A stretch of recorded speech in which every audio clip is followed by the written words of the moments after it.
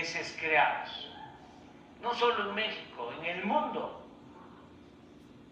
Por eso enfrentamos toda una campaña mediática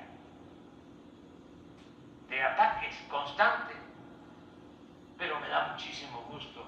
Es un timbre de orgullo el que no puedan nada. La gente está muy despierta porque ha funcionado lo que llamamos la revolución de las conciencias.